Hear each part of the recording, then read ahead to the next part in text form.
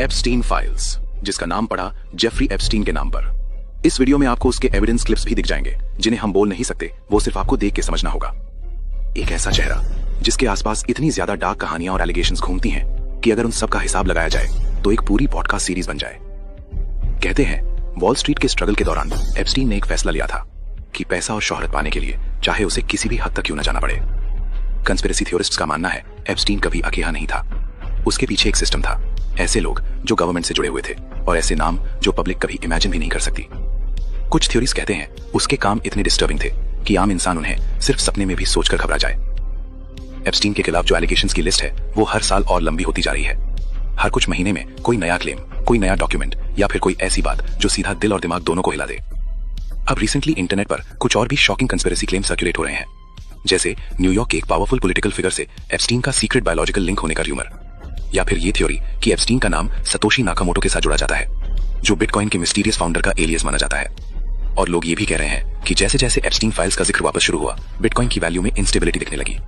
कुछ leaked discussions और allegations में ये भी कहा जाता है कि एप्स्टीन की लैविश गैदरिंग्स में सिर्फ एलीट लोग ही नहीं होते थे, बल्कि वहां एक कंप्लीट पावर इंबैलेंस सिस्टम चलता था, जहां लोग ऑब्जेक्ट्स की तरह ट्रीट किए जाने के क्लेम्स मिलते हैं। ये कहना गलत होगा कि हम एग्जैक्ट सच जानते हैं, लेकिन एप्स्टीन फाइल्स के फ्रैगमेंट्स ये जरूर दिखाते हैं कि कुछ चीजें इतनी डार्क हैं कि उन्हें आज भी पूरी तरह पब्लिक नहीं किया गया।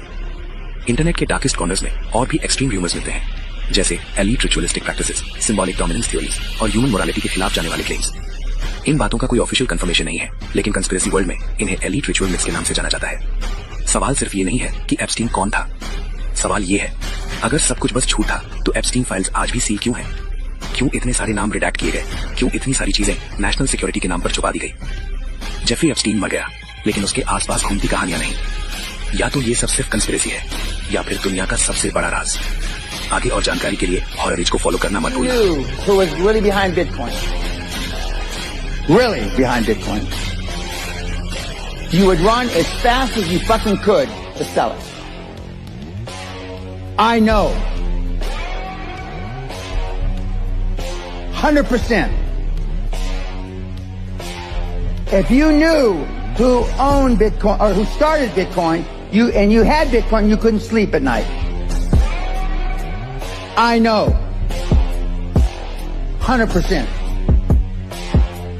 And when the real founder of Bitcoin comes out, it is my humble opinion, and there's nothing humble about me, Bitcoin will go to fucking zero.